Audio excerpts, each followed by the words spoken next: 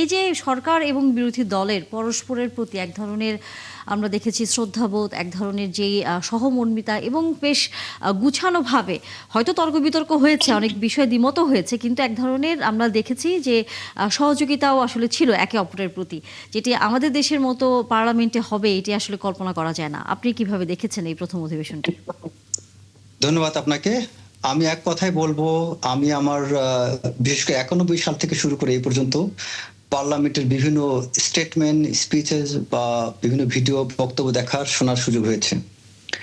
But এই প্রথম আমি এক্সেপশনাল একটা স্টেটমেন্ট দেখেছি, যেটা দেখার সময় আমি মাননীয় প্রধানমন্ত্রীকে, আমি তখন ওখানে উপস্থিত ছিলাম, আমার ঠিক পেছনে আপনাদের 71 টিভির সিও শফিক ভাই বসা ছিলেন, তিনিও আবেগতাড়িত হয়ে গিয়েছিলেন, আমিও আবেগতাড়িত, আমার পাশে আরো কয়েকজন ভদ্রলোক ছিলেন, সবাই আবেগতাড়িত তার বক্তব্য শুনে। এবং আমি ঠিক ওই মুহূর্তে আমি প্রধানমন্ত্রীর পার্সোনাল মোবাইলে, আমি হোয়াটসঅ্যাপে আমি একটা টেক্সট ড্রাফট করে তাকে পাঠিয়েছি। আমি এক্স্যাক্টলি যে কথাটা তাকে লিখেছি যে, I saw president Ziaur Rahman while you had been giving speeches. তার সে যখন বক্তব্য দিচ্ছিল মনে হচ্ছিল যে আমি যেন জিয়াউর রহমানকে দেখতে পাচ্ছি। কারণ কি, তার বক্তব্যের মধ্যে জিয়াউর রহমানের মতো সেই ধৈর্য, সেই ম্যাচুরিটি, অন্যের প্রতি শ্রদ্ধাবোধ, বিরোধী দলের প্রতি শ্রদ্ধাবোধ এবং দেশের প্রতি তার দেশপ্রেম, জিয়াউর রহমান যেভাবে দেশটাকে আগে দেখতেন, কান্ট্রি ফার্স্ট, ঠিক একই ফরম্যাটে তারেক রহমান যেভাবে কথাগুলো বলে গেলেন।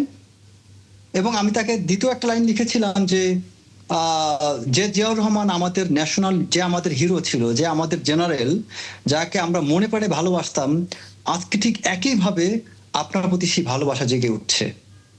এবং আমি জাস্ট মূল কথাটা ফিরি যে এই বক্তব্যটা কেন এরকম, ওয়াই, কারণ হলো উনি বিরোধী দলকে জাস্ট এরকম একটা কথা বলেছে যে যদি আপনারা ব্যর্থ হন তাহলে আমরাও ব্যর্থ, if you are failed then we are also failed. আপনি চিন্তা করেন যে তার শ্রদ্ধাবোধের মাত্রাটা কোথায়। এবং তার পরক্ষণে তিনি একটা কথা বলেছেন যে আমি যেই চেয়ারে বসি এই চেয়ারটা মনে হয় যেন একটা আগুনের কোনো কয়লা বা কোনো টুকরা, যে মনে হচ্ছে এখানে সর্বক্ষণ একটা জ্বালা পোড়া। এবং তিনি বলছেন যে এই চেয়ারটা এমন একটা চেয়ার যেই চেয়ারে বসে সব সময় জনপ্রিয় কথা, পপুলার কথা বলা যায় না। আপনি চিন্তা করেন কথাটার গভীরতা কত বেশি, যে একজন প্রধানমন্ত্রী চেয়ার থেকে দাঁড়িয়ে একটু ডানে সরে যে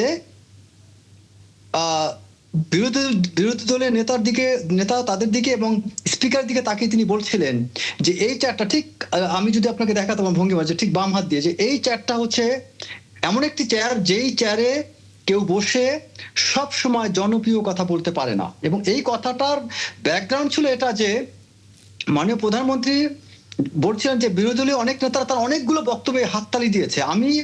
আমার মনে হয় আমার সারা জীবনে আমি আজকে সরকারি দলের এবং সেখানে মাননীয় প্রধানমন্ত্রীর বক্তব্যে হাততালি বিরোধী পক্ষ থেকে আসা, সেটি নিশ্চয়ই একটু অন্যরকম।